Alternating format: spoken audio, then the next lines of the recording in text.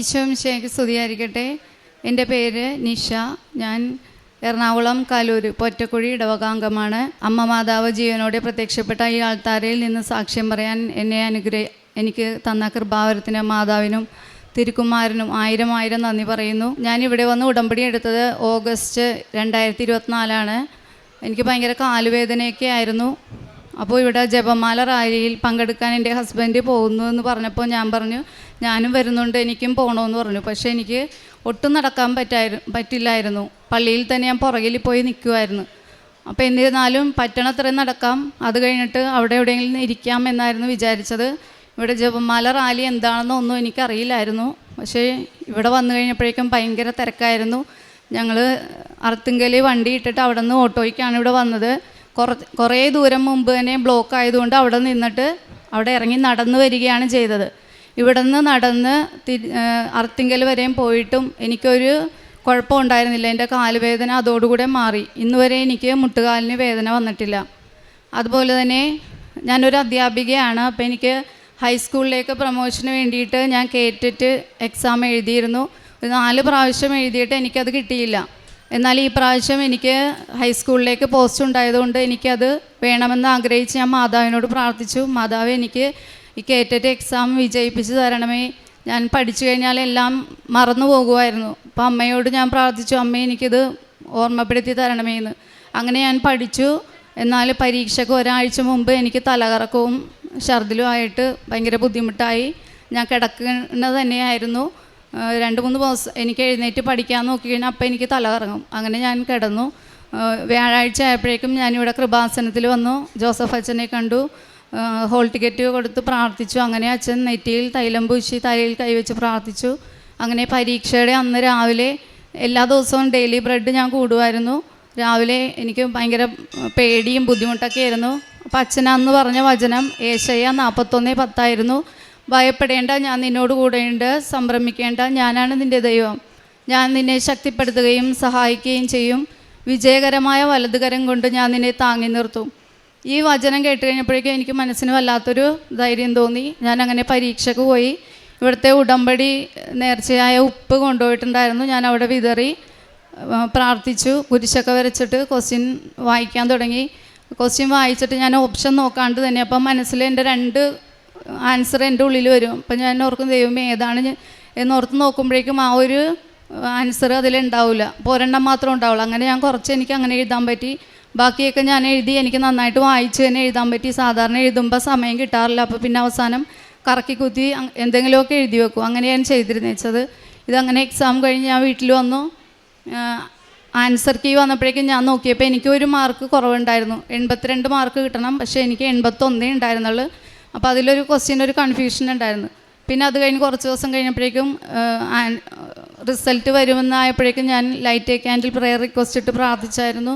അങ്ങനെ ആ ഒരു ക്വസ്റ്റ്യൻ ക്യാൻസൽ ചെയ്തു. അങ്ങനെ ആ 1 മാർക്ക് എനിക്ക് കിട്ടി. ഞാൻ കേറ്ററ്റ് പരീക്ഷയിൽ വിജയിച്ചു. ഇത് മാതാവിൻ്റെ കൃപ കൊണ്ട് മാത്രമാണ്. Not by merit but by grace എന്ന് അച്ഛൻ്റെ ഇതിൽ പറയുന്നത് പോലെ തന്നെ എൻ്റെ യോഗ്യത കൊണ്ടല്ല, കർത്താവിൻ്റെ കൃപ കൊണ്ടാണ് എനിക്ക് ഈ അനുഗ്രഹം കിട്ടിയത്.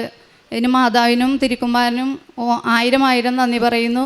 ഞാൻ കാരുണ്യ പ്രവർത്തികൾ ചെയ്യുന്നത് എന്നോട് സാമ്പത്തികമായിട്ടൊക്കെ ആരെങ്കിലും എന്തെങ്കിലും സഹായം ചോദിക്കുമ്പോഴേക്കും എനിക്ക് പറ്റുന്ന വിധത്തിൽ ഞാൻ അവരെ സഹായിക്കാറുണ്ട്. അതുപോലെ തന്നെ കാരുണ്യ പ്രവർത്തികൾ ഇതൊക്കെ ചെയ്യാറുണ്ട്. പ്രേക്ഷിത പ്രവർത്തനത്തിനായിട്ട് ഞാൻ പത്രം വാങ്ങി കൊടുക്കാറുണ്ട്. പ്രാർത്ഥിച്ചിട്ട് തന്നെയാണ് അത് കൊടുക്കുന്നത്. അതേപോലെ തന്നെ അച്ഛൻ്റെ ഡെയിലി ബ്രെഡ് എല്ലാ ദിവസവും കാണുകയും എല്ലാവർക്കും ഞാൻ ഷെയർ ചെയ്യാറുണ്ട്. അതുപോലെ സ്റ്റാറ്റസ് ഒന്നും ഇടാത്ത ഞാൻ ഈ ഡെയിലി ബ്രെഡ് ഞാൻ സ്റ്റാറ്റസായിട്ട് ഇടാറുണ്ട്. എനിക്ക് ഈ തന്ന അനുഗ്രഹങ്ങൾക്ക് എല്ലാത്തിനും, അതേപോലെ എൻ്റെ ജീവിതത്തിൽ കുറേ അനുഗ്രഹങ്ങൾ കിട്ടുന്നുണ്ട് മാതാവിൽ ഈ ഉടമ്പടി എടുത്തതിന് ശേഷം.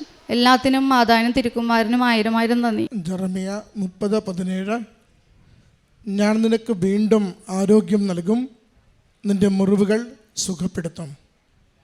മേരി നിഷ എന്ന ഈ സഹോദരി തൻ്റെ ഉടമ്പടി ജീവിതത്തിൻ്റെ 2 ദൈവാനുഭവങ്ങളെയാണ് സാക്ഷ്യപ്പെടുത്തുന്നത്. മകൾ ആദ്യം സൂചിപ്പിച്ചത് ഉടമ്പടി എടുത്ത നാളുകളിൽ ജീവിത പങ്കാളി കൃപാസനം അഖണ്ഡ ജപമാല റാലിയിൽ പങ്കെടുക്കുവാനായി പോരുന്നു എന്ന് പറയുമ്പോൾ നടക്കുവാനേറെ ബുദ്ധിമുട്ടുള്ള, ദേവാലയത്തിൽ പോലും എപ്പോഴും പുറകിൽ ബെഞ്ചിൽ മാത്രം ഇരിക്കുന്ന, മുട്ടുമടക്കുവാനും മുട്ടുകുത്തുവാനും ഏറെ ക്ലേശമുള്ള മകള് ഭർത്താവിനോട് പറയുന്നുണ്ട്, ഞാനും കൂടി ജപമാല റാലിയിൽ പങ്കെടുക്കുവാൻ പോകുന്നുവെന്ന്. പക്ഷേ വീട്ടിൽ നിന്ന് ഇറങ്ങുമ്പോൾ എന്താണെന്നോ എത്ര ദൂരമാണെന്നോ എന്തുമാത്രം സഞ്ചരിക്കണമെന്നോ എന്നുള്ളതൊന്നും വലിയ ഗ്രാഹ്യമില്ല. അത് സഹോദരിയുടെ വാക്കുകളിലൂടെ തന്നെ സാക്ഷ്യപ്പെടുത്തുകയാണ്. അർത്തിങ്കലിൽ വന്ന് അവിടുന്ന് ഇങ്ങോട്ട് ഓട്ടോയിൽ വരുമ്പോൾ പാതുവഴിയിൽ ജനം മൊത്തം നിറഞ്ഞതുകൊണ്ട് അവിടുന്ന് കൃപാസനം വരെ നടന്നിട്ടാണ് വീണ്ടും ഇവിടുന്ന് റാലി തുടങ്ങുന്നത്. ശരിക്കും ഒരു 1.5 റാലിയിലാണ് സഹോദരി പങ്കുചേരുന്നത്.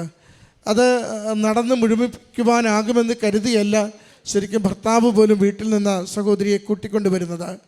ഇത് ദൈവികമായ സംരക്ഷണയിലേക്ക് ഒരു നിയോഗം നമ്മൾ ചേർത്ത് വയ്ക്കുമ്പോൾ നമ്മുടെ ഭാഗത്തു നിന്ന് സംശയമില്ലാതെ ദൈവിക പദ്ധതിയോട് സഹകരിക്കുവാനുള്ള ഒരു സമർപ്പണം ഉണ്ടാവണം. അത് വളരെ പ്രധാനപ്പെട്ടതാണ്. തനിക്ക് കണ്ണുകൊണ്ടുള്ള ആരോഗ്യത്തിന് നടക്കുവാൻ ശേഷിയില്ലെങ്കിലും താൻ പ്രാർത്ഥിക്കുന്ന പരിശുദ്ധ അമ്മയുടെ കൃപയാൽ ഈശോയുടെ അനുഗ്രഹത്താൽ ഞാൻ അമ്മ മാതാവിൻ്റെ ഈ ജപമാല പ്രാർത്ഥന ലോകസമാധാനത്തിന് വേണ്ടി അനേക ലക്ഷം മനുഷ്യർക്കൊപ്പം ഞാൻ പ്രാർത്ഥിക്കുവാൻ ആഗ്രഹിക്കുന്നുവെന്ന് അമ്മയോടൊരു നിയോഗം സമർപ്പിച്ച് കലമാൻ്റെ കാലുകൾക്ക് കുതിപ്പ് കൊടുത്തതുപോലെ എൻ്റെ കാലുകൾക്ക് നീ ആരോഗ്യം തരണമേ എന്ന് പ്രാർത്ഥിക്കുമ്പോൾ ആ പ്രാർത്ഥന തന്നെയാണ് ആരോഗ്യമായി തീരുന്നത്. പ്രിയമുള്ളവരെ, നമ്മുടെ ഭാരങ്ങൾ ദൈവകരങ്ങളിൽ ഏൽപ്പിക്കുമ്പോൾ അത് ലഘൂകരിച്ച് കിട്ടുക, ആ ഭാരങ്ങൾ ഏൽപ്പിക്കുമ്പോൾ നാം അതിനോട് ചേർത്ത് വയ്ക്കുന്ന മനസ്സാണ്. പകുതി മനസ്സോടുകൂടിയല്ല, സംശയത്തോടുകൂടിയല്ല, വേണമെങ്കിൽ കിട്ടട്ടെ എന്ന് കരുതിയുമല്ല, മറിച്ച് ഒരു വിഷയത്തെ നിങ്ങൾ ദൈവകരങ്ങളിലേക്ക് സമർപ്പിക്കുമ്പോൾ ഇത് ദൈവത്തിനെ ഏൽപ്പിക്കുന്നു, അവിടുന്ന് ഇടപെടും, ഇതെനിക്ക് അനുഗ്രഹത്തിന് കാരണമായി പരിണമിക്കും എന്ന ബോധ്യത്തോടു കൂടിയാണ്, പൂർണ്ണമായ വിശ്വാസത്തോടു കൂടിയാണ് നമ്മൾ ആ വിഷയത്തെ കൊടുക്കുന്നതെങ്കിൽ നമുക്കത് അനുഗ്രഹത്തിന് എപ്പോഴും കാരണമായിക്കൊണ്ടിരിക്കും. അതിന് സാക്ഷ്യമാണ് മകൾ ഈ അൾത്താരയിൽ പങ്കുവെച്ചത്. പള്ളി വരെ പോലും നടക്കുവാനാവാതെ പള്ളിയിൽ പോലും അവസാന ബെഞ്ചിലിരുന്ന് കുർബാന കൂടി മുട്ടുമടക്കുവാൻ പ്രയാസപ്പെട്ട സഹോദരി ഏതാണ്ട് 15 കിലോമീറ്ററോളം നടക്കുകയും പിന്നെ ഒരു പാതി ദൂരം ഇവിടെ എത്തുവാൻ വേണ്ടി നടക്കുകയും ചെയ്തു എന്ന് പറയുമ്പോൾ അതത്ര നിസ്സാരമല്ല. ജപമാല റാലിയിൽ പങ്കെടുത്ത മക്കൾക്ക് എല്ലാവർക്കും അറിയാം, ആരോഗ്യമുള്ളവർ പോലും ഒരുവിധം തളർന്ന് അമ്മ മാതാവിനോടൊപ്പം ചേർന്നാണ് ആ റാലി പൂർത്തീകരിക്കുന്നത്. അപ്പോൾ ഇത്ര കണ്ട് ക്ലേശമുള്ളവർക്ക് അത് ചുവട് വെച്ച് അമ്മ മാതാവിനൊപ്പം നടക്കുക എന്നതിൻ്റെ അർത്ഥം അമ്മ മാതാവ് തളർന്ന കാലുകളെ ബലപ്പെടുത്തുന്നു, പ്രാർത്ഥനകളെ അനുഗ്രഹിക്കുന്നു, ജീവിതത്തെ കൂടുതൽ ഞാൻ കൂടെയുണ്ടെന്ന് പറഞ്ഞുകൊണ്ട് മുന്നോട്ട് നയിക്കുന്നു എന്നതിൻ്റെ അടയാളം തന്നെയാണ്. ഈ ജപമാല റാലിയിൽ പങ്കെടുത്തതിന് ശേഷമാണ് കേറ്ററ്റ് പരീക്ഷ 5ാമത് എഴുതുവാൻ വേണ്ടി പരിശ്രമിക്കുന്നത്. പറയുന്നുണ്ട് 4 തവണ എഴുതി, ഒത്തിരി പഠിച്ചു, പക്ഷേ ആ പരീക്ഷയുടെ ദിവസങ്ങളിൽ ആ പരീക്ഷ എഴുതി കഴിയുമ്പോൾ പരാജയമാണ് എപ്പോഴും കിട്ടിക്കൊണ്ടിരുന്നത്. ഏതാണ്ട് മനസ്സുകൊണ്ട് ഇനി കേറ്ററ്റ് എഴുതിയാൽ രക്ഷയില്ല എന്ന് തീരുമാനിക്കുമ്പോഴാണ് ഉടമ്പടി എടുക്കുന്നത്. ഉടമ്പടി എടുത്ത് ജീവിച്ച് മുന്നോട്ട് പോകുമ്പോഴറിയുന്നു പ്രൊമോഷനുള്ള സാധ്യതയുണ്ട്, കേറ്ററ്റ് വിജയിച്ചാൽ മാത്രം മതി. അത് തൻ്റെ കഴിവ് കൊണ്ട് നടക്കില്ലെന്നറിയുമ്പോഴാണ് അമ്മയുടെ കൃപയിൽ ആശ്രയിച്ചുകൊണ്ട് ജോസഫച്ചൻ ഉടമ്പടിയുടെ ആദ്യത്തെ മുഖ്യ പ്രമേയമായ not by merit but by grace എന്ന ആ ആദ്യത്തെ പ്രമേയത്തെയാണ് മനസ്സിനോട് ചേർത്ത് വെച്ച് പറയുക. എൻ്റെ കഴിവ് കൊണ്ട് നടക്കില്ല, എൻ്റെ അധ്വാനവും എൻ്റെ ഓർമ്മശക്തിയും എൻ്റെ പഠനശേഷിയും ഒക്കെ പരാജയപ്പെട്ടതാണ് പലതവണ. അതുകൊണ്ട് അമ്മ മാതാവിൻ്റെ കരങ്ങളിലേക്ക് നിയോഗത്തെ സമർപ്പിച്ച് പ്രാർത്ഥിക്കുന്നു. ഒരു നിയോഗം ദൈവകരങ്ങളിൽ അത് സ്വീകരിക്കപ്പെട്ട അനുഗ്രഹമാകുന്നുവെന്നതിന് ചില അടയാളങ്ങളുണ്ടാവും. ആദ്യത്തെ അടയാളം, പരീക്ഷയുടെ അടുത്ത ദിവസങ്ങളിൽ നല്ല ഛർദിയും പനിയും വരുന്നു, ആള് ഫിസിക്കലായി നന്നായിട്ട് തളരുന്നു. എന്ന് വെച്ചാൽ ഒന്ന് ഗ്രഹിക്കുവാനോ വായിക്കുവാനോ മനസ്സിരുത്തുവാനോ പറ്റാത്ത വിധം ഫിസിക്കലായിട്ട് തളർച്ച വരുന്നു. അത് പരീക്ഷ വിജയിക്കില്ല, ബാഹ്യമായി വിജയിക്കില്ല എന്നതിൻ്റെ ഒരു ലക്ഷണമാണ്. ദൈവശക്തി അവിടെ പ്രകടമാക്കിയാൽ മാത്രമേ ഇതിൽ മെച്ചമായൊരു റിസൾട്ട് ഉണ്ടാകൂ എന്ന് അടയാളപ്പെടുത്തുകയാണ്. രണ്ടാമത്തത്, സഹോദരി പറയുന്നുണ്ട്, ഓരോ ചോദ്യവും വായിക്കുമ്പോൾ ഞാനൊന്ന് കണ്ണടച്ച് ഒരു ഉത്തരം ഇങ്ങനെ എന്താണെന്ന് മനസ്സിലിങ്ങനെ ഓർക്കും. 2 കാര്യങ്ങൾ ഉത്തരമായിട്ട് പലപ്പോഴും മനസ്സിൽ വരും. കണ്ണു തുറന്ന് ഞാനതിൻ്റെ ആ പേപ്പറിലേക്ക് നോക്കുമ്പോൾ ആ മനസ്സിൽ കണ്ട 2 ഒരെണ്ണം പേപ്പറിലുണ്ടാവും, ഒരെണ്ണം ഉണ്ടാവില്ല. അത് മറ്റൊരു ദൈവിക ഇടപെടലാണ്. ദൈവികമായ സംരക്ഷണയിൽ അമ്മ മാതാവിനോട് നിരന്തരം ചോദിച്ചുകൊണ്ട് എന്നെ സഹായിക്കണമെന്ന് ആവർത്തിച്ച് പറഞ്ഞൊരു മകൾ അമ്മയിൽ മാത്രം ശരണപ്പെട്ട് ശാരീരികമായ വൈയായികകളിൽ ആ പരീക്ഷ എഴുതുമ്പോൾ കണ്ണടച്ച് ഒന്ന് ചിന്തിക്കുമ്പോൾ അമ്മ മാതാവ് 2 കാര്യങ്ങൾ കാണിച്ചു കൊടുക്കുന്നു. ഇതിലൊന്ന് നിനക്ക് അവിടെ തിരഞ്ഞെടുക്കുവാനുണ്ടെന്ന് അറിയിക്കുകയും തിരഞ്ഞെടുക്കുന്നതൊക്കെ അവസാനം ശരിയായി തീരുകയും ചെയ്യുന്നു. മൂന്നാമത്തത്, അത് ആൻസർ കീ കിട്ടുമ്പോൾ അറിയുന്നു 1 മാർക്ക് കൂടെ ഉണ്ടെങ്കിൽ ജയിക്കൂ, ഇനി എഴുതുവാനാവില്ല, വേറെ മോഡറേഷനും ഡൊണേഷനും ഒന്നും അതിനകത്ത് കിട്ടാനില്ല. അതുകൊണ്ട് ഏതാണ്ടൊരു അടഞ്ഞ അധ്യായമായി പരീക്ഷ മാറുകയാണ്. അപ്പോൾ നമ്മുടെ ഒരു പ്രതിസന്ധിയിലെത്തുമ്പോഴുള്ള നമ്മുടെ വിശ്വാസം എന്താണ്? വിശ്വാസം ഒന്ന് ഉരച്ചു നോക്കുന്ന സമയത്ത് നമ്മൾ എങ്ങനെയാണ് അതിനോട് പ്രതികരിക്കുന്നത്? നിരാശപ്പെടുകയാണോ? ശരണപ്പെട്ട് വീണ്ടും ദൈവത്തെ വിളിക്കുകയാണോ? അതാണ് മൂന്നാമത്തത് സഹോദരിയുടെ സാക്ഷ്യത്തിൻ്റെ പ്രത്യേകത. അത് 1 മാർക്ക് വേണം, 82 എത്തിയാലേ ജയിക്കൂ, അത് ഇനി യാതൊരു വഴിയുമില്ല, എല്ലാം എൻ്റെ കയ്യിൽ ഉത്തരങ്ങളുണ്ട്, ആൻസർ കീ ഉണ്ട്, അതങ്ങനെ തന്നെ തീരുകയുള്ളൂ. പിന്നെ അമ്മയോട് ചോദിക്കാൻ മാത്രമേ ഉള്ളൂ, കൃപയാൽ, എൻ്റെ കഴിവിനാലല്ല, എനിക്കിനി പൂർണ്ണമായും നിസ്സഹായ അവസ്ഥയാണ്, നിൻ്റെ കൃപയാൽ എനിക്കൊരു മാർക്ക് അനുവദിച്ചു തരണം, ഇതെനിക്ക് ലഭിക്കണമെന്ന് സഹായിക്കണമെന്ന്. അതാണ് മകൾ പറയുക. പിന്നീട് അറിയുന്നു ഒരു ചോദ്യം അതിലെന്തോ അപാകതയുള്ളതാണ്, ക്യാൻസൽ ചെയ്യുന്നു, 1 മാർക്ക് എല്ലാവർക്കും കൊടുക്കാൻ തീരുമാനിക്കുന്നു.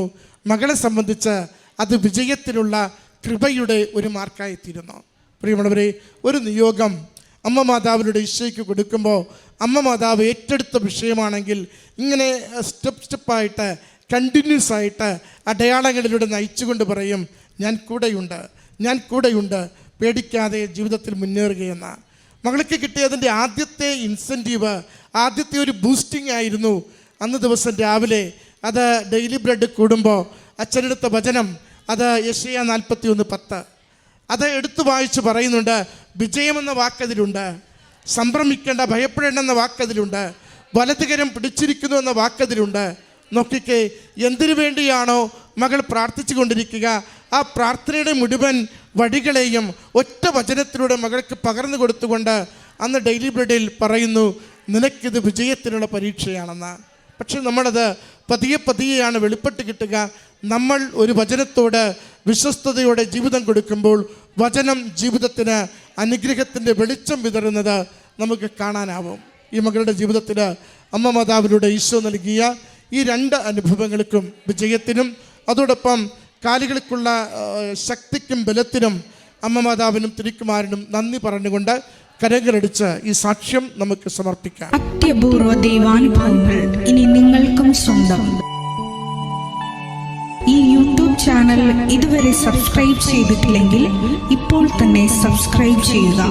ഈ വീഡിയോ ഇപ്പോൾ തന്നെ നിങ്ങളുടെ സുഹൃത്തുക്കൾക്ക് ഷെയർ ചെയ്തുകൊണ്ട് കർത്താവിൻ്റെ പ്രേക്ഷിതരാകുക.